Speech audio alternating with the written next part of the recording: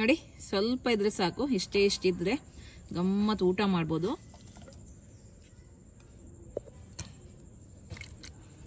Hi ಎಲ್ಲರಿಗೂ, ಅನಾನಸ್ ತಂದಿದ್ದೀನಿ. ಸೂಪರ್ ಆಗಿರುವಂತ ಉಪ್ಪು ಮುಂಚಿ ಮಾಡುವ, ಬನ್ನಿ. ಉಪ್ಪು ಮುಂಚಿ ಮಾಡ್ಲಿಕ್ಕೆ 2 ಹಸಿ ಮೆಣಸಿನಕಾಯಿನ ಚಿಕ್ಕ ಚಿಕ್ಕದಾಗಿ ಕಟ್ ಮಾಡಿ ತಕೊಂಡಿದ್ದೀನಿ. ನೀವು ಬೇಕಿದ್ರೆ ಒಣಮೆಣಸನ್ನು ಕೂಡ ಯೂಸ್ ಮಾಡಬಹುದು. ಓಕೆ, ನೀವು ಖಾರ ನೋಡ್ಕೊಂಡು ಹಸಿ ಮೆಣಸಿನಕಾಯಿ ಹಾಕಿದ್ರೆ ಆಯ್ತು.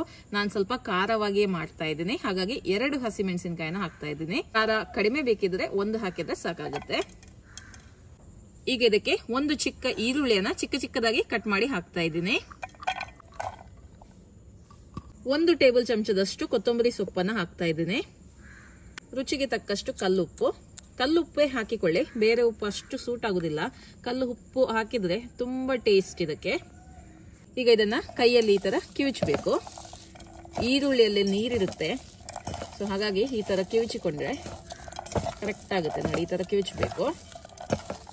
1-2 ನಿಮಿಷ ಈ ತರ ಮಾಡಿದ್ರೆ ಆಯ್ತು. ನೋಡಿ, ಉಪ್ಪು ಕೂಡ ಅವಾಗ ಕರೆಕ್ಟ್ ಆಗಿ ಮಿಕ್ಸ್ ಆಗುತ್ತೆ. ಓಕೆ,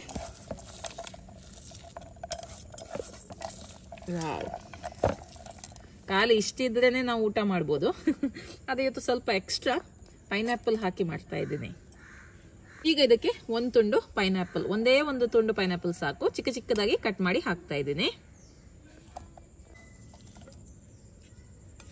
ಈಗ ಇದಕ್ಕೆ ಹುಣಸೆ ಹುಳಿಯ ರಸವನ್ನ ಹಾಕುವ, ನೋಡ್ಕೊಂಡು ಹಾಕಿದ್ರೆ ಆಯ್ತು.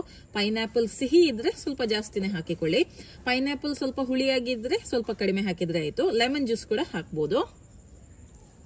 ನಾನು ತಗೊಂಡಿರುವ ಪೈನಾಪಲ್ ಸ್ವಲ್ಪ ಸಿಹಿಯಾಗಿ ಉಂಟು, ಹಾಗಾಗಿ ನಾನು ಸ್ವಲ್ಪ ಹುಳಿಯನ್ನ ಜಾಸ್ತಿ ಹಾಕ್ತಾ ಇದ್ದೀನಿ. ಬಾಯಲ್ಲಿ ನೀರು ಬರ್ತಾ ಉಂಟು. ಇದನ್ನು ಮಾಡುವಾಗ್ಲೇನೆ ನನ್ನ ಬಾಯಲ್ಲಿ ನೀರು ಬರ್ತಾ ಉಂಟು. ಇದು ಯಾರಿಗೆಲ್ಲ ಶೀತ ಆಗಿದೆ, ಜ್ವರ ಆಗಿದೆ, ಬಾಯಿಗೆ ರುಚಿ ಇಲ್ಲ, ಊಟ ಮಾಡಲಿಕ್ಕೆ ಮನಸ್ಸಿಲ್ಲ ಅಂಥವ್ರಿಗೆ ಮಾಡಿಕೊಡ್ಬೇಕು. ಹೊಟ್ಟೆ ತುಂಬ ಊಟ ಮಾಡ್ತಾರೆ, ಗಮ್ಮತ್ತು ಊಟ ಮಾಡ್ತಾರೆ ಆಯ್ತಾ. ಬಿಸಿ ಬಿಸಿ ಅನ್ನದ ಜೊತೆ ಅಂತೂ ಸೂಪರ್ ಆಗುತ್ತೆ. ನೋಡಿ, ಈ ಥರ ಕಿವಿಚ್ಕೊಳ್ಳಿ. ಆಹಾ, ಘಮ ಘಮ ಅಂತ ಉಂಟು.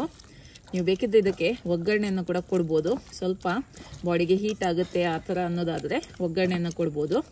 ತೆಂಗಿನೆಣ್ಣೆ ಒಗ್ಗರಣೆ ಕೊಟ್ಟರೆ ಸೂಪರ್ ಆಗುತ್ತೆ. ಅಥವಾ ಖಾಲಿ ಹೀಗೆ ಕೂಡ ನೀವು ಇದನ್ನು ಸರ್ವ್ ಮಾಡ್ಬೋದು. ನೋಡಿ, ಎಷ್ಟೊಂದು ಚೆನ್ನಾಗಿ ಬಂದಿದೆ ಅಲ್ವಾ. ಎಕ್ಸ್ಟ್ರಾ ನೀರೇನು ಹಾಕ್ಬೇಕಂತ ಏನಿಲ್ಲ, ಬೇಕಿದ್ರೆ ನೀವು ಬಿಸಿ ನೀರು ಹಾಕ್ಬೋದು. ಸ್ವಲ್ಪ ನಿಮಗೆ ಸಾರು ಟೈಪ್ ಬೇಕಿದ್ರೆ, ಅಥವಾ ನೀವು ತಿಳಿಯನ್ನು ಕೂಡ ಹಾಕ್ಬೋದು, ಅದು ಕೂಡ ಒಳ್ಳೆಯದಾಗುತ್ತೆ. ಓಕೆ ಓಕೆ ನೋಡಿ, ಇದು ರೆಡಿ ಆಗಿದೆ. ಒಂದು ಬೌಲಿಗೆ ಹಾಕ್ತಾ ಇದ್ದೀನಿ.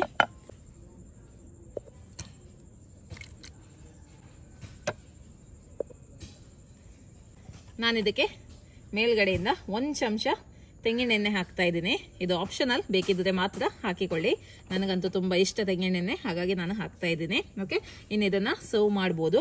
ಒಗ್ಗರಣೆ ಕೊಡೋದಾದ್ರೆ ಸ್ವಲ್ಪ ತೆಂಗಿನೆಣ್ಣೆಗೆ ಅರ್ಧ ಚಮಚ ಸಾಸಿವೆ, ಅರ್ಧ ಚಮಚ ಜೀರಿಗೆ, 1 ಒಣ ಮೆಣಸಿನಕಾಯಿ ಹಾಕಿ ಒಗ್ಗರಣೆ ಕೂಡ ನೀವು ಕೊಡಬಹುದು. ಓಕೆ, ಇನ್ನು ಟೇಸ್ಟ್ ಮಾಡಿ ನೋಡುವ.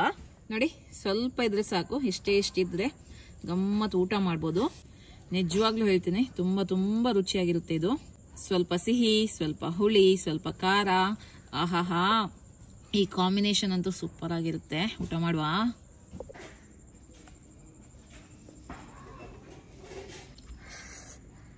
ಮಾತೆ ಬರ್ತಾ ಇಲ್ಲ ಆಯ್ತಾ. ಸಿಹಿ, ಹುಳಿ, ಖಾರ ಸೂಪರ್. ಹೊಟ್ಟೆಗೆ ಹಸಿವಿಲ್ಲ, ಬಾಯಿಗೆ ರುಚಿ ಇಲ್ಲ, ನನಗೆ ಇವತ್ತು ಊಟ ಬೇಡ ಅನ್ನೋರಿಗೆ ಈ ತರ ಮಾಡಿಕೊಡಿ. 1 ಅಲ್ಲ 2 ಬಟ್ಟಲು ಊಟ ಮಾಡ್ತಾರೆ. ಓಕೆ, ಈ ರೆಸಿಪಿನ ನೀವು ಖಂಡಿತವಾಗ್ಲೂ ಟ್ರೈ ಮಾಡಿ. ನಿಮ್ಮ ಅಭಿಪ್ರಾಯವನ್ನ ನನಗೆ ತಿಳಿಸಿ. ಓಕೆ, ಬಾಯ್.